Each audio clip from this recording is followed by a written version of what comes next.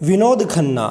एक ऐसे अभिनेता जिन्होंने चाहे सीरियस कैरेक्टर हो, कॉमेडी करनी हो या अपनी डांस स्किल्स दिखानी हो, यानी रूपहेले पर्दे का हर रंग जिससे दर्शकों का मनोरंजन होता है उसे बखूबी निभाया और साथ ही अपनी बेहतरीन पर्सनालिटी के चलते अपना नाम उस ज़माने के सबसे हैंडसम स्टार्स में भी शुमार करवाया। विनोद खन्ना ने कई हिट और सुपर हिट फिल्में भी दी हैं और हर अभिनेता उसे ऑफर की गई हर फिल्म कर पाए ये भी नामुमकिन है। लेकिन कुछ फिल्में ऐसी होती हैं जिन्हें अभिनयकार बेकार समझकर रिजेक्ट कर देते हैं और वे बाद में सुपर हिट हो जाती हैं और उन्हें रिजेक्ट करने का मलाल उनको हमेशा रहता है। लिहाजा आज के इस वीडियो में हम बात करेंगे कुछ ऐसी ही फिल्मों की जिन्हें रिजेक्ट करने का मलाल विनोद खन्ना को हमेशा रहा होगा। तो फिर आप चैनल को सब्सक्राइब करके वीडियो को पूरा देखते रहिए।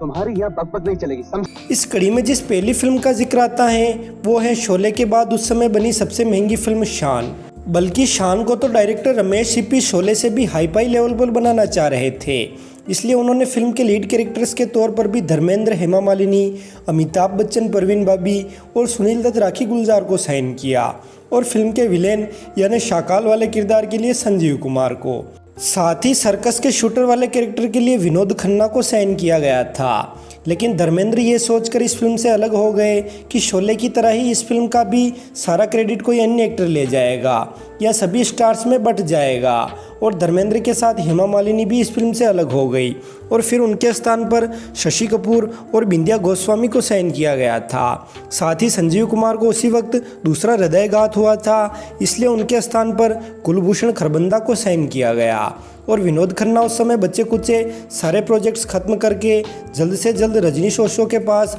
अमेरिका जाना चाहते थे, इसलिए उन्होंने भी शान के लिए शूटिंग करने से मना कर दिया और फाइनली शूटर वाले उस किरदार में शत्रुघ्न सिन्हा लिए गए। बेशक उस समय के औसतन बजट से दुगने बजट में बनने के कारण शान बॉक्स ऑफिस पर एवरेज रही थी, लेकिन आज इसे एक क्लासिक फिल्म होने का दर्जा प्राप्त है। लिहाजा ये कहा जा सकता है कि शान फिल्म में काम न करने का मलाल विनोद खन्ना को ज़रूर रहा होगा।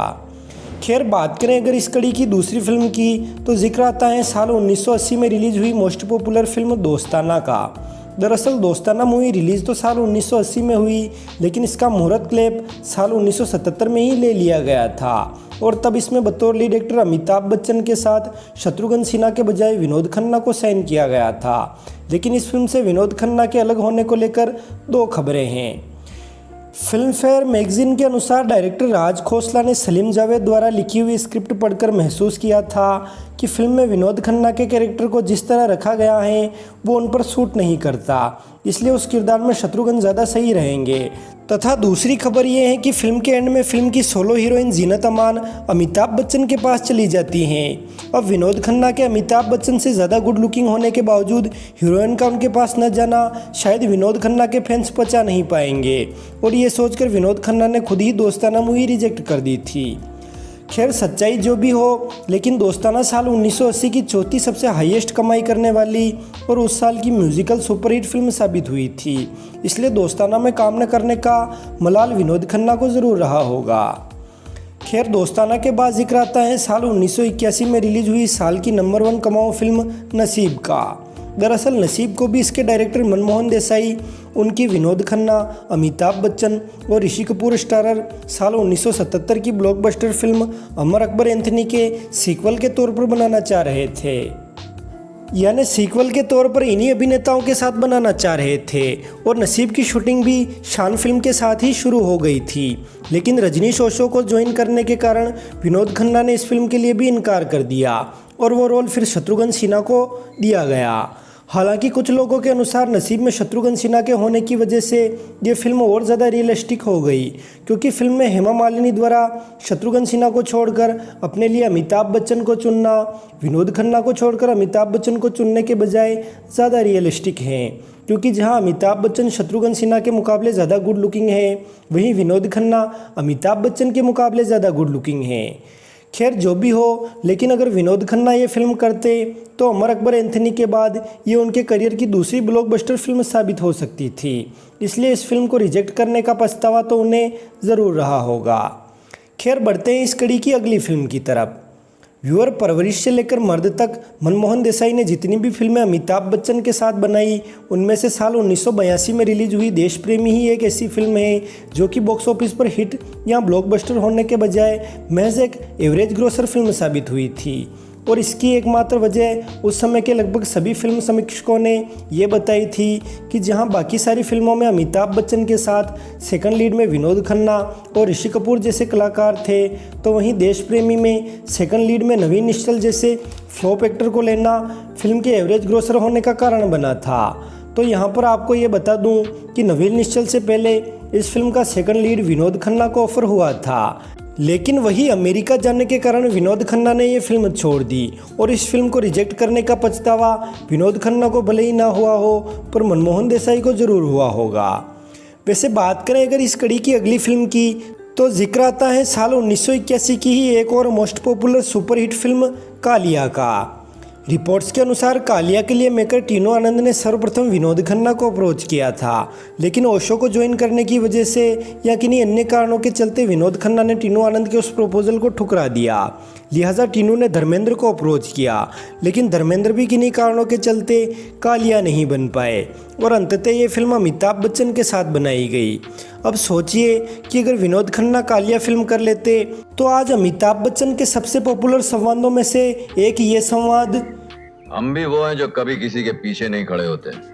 जहाँ खड़े हो जाते हैं लाइन वहीं से शुरू होती है, विनोद खन्ना का होता। और कालिया कितनी बड़ी हिट फिल्म थी ये तो किसी से छुपा नहीं है।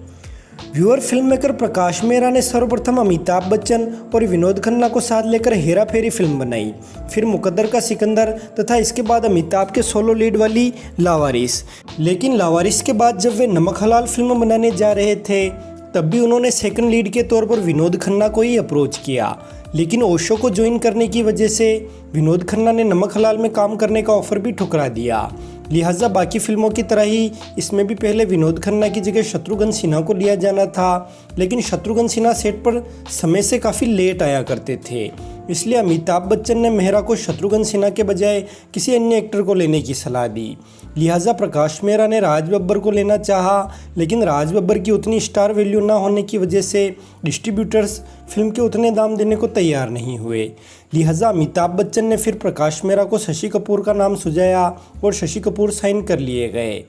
नमक हलाल साल 1984 की म्यूजिकल सुपरहिट फिल्म रही थी, इसलिए विनोद खन्ना जब साल 1986 में अमेरिका से वापस लौटे तब उन्हें नमक हलाल फिल्म रिजेक्ट करने का मलाल तो अवश्य हुआ होगा।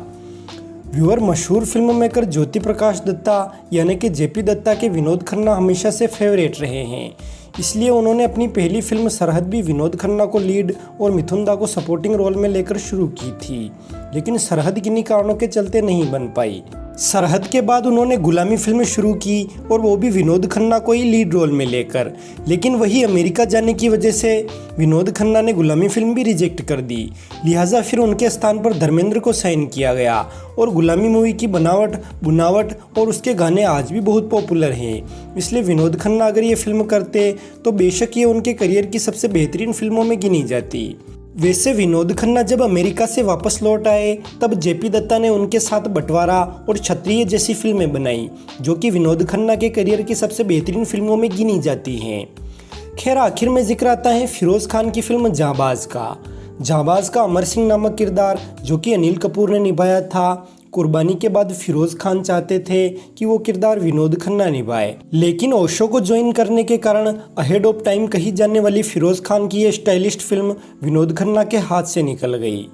खैर, आपके इन फिल्म्स और विनोद खन्ना को लेकर क्या विचार हैं, कमेंट कर हमें ज़रूर बताएं। वीडियो को लाइक व शेयर कर दें और चैनल पर नए हों तो चैनल को सब्सक्राइब कर बेल आइकॉन पर ऑल का ऑप्शन चुन लें, ताकि ऐसी ही हर नई वीडियोज़ की नोटिफिकेशन आपको सबसे पहले मिल सके। धन्यवाद।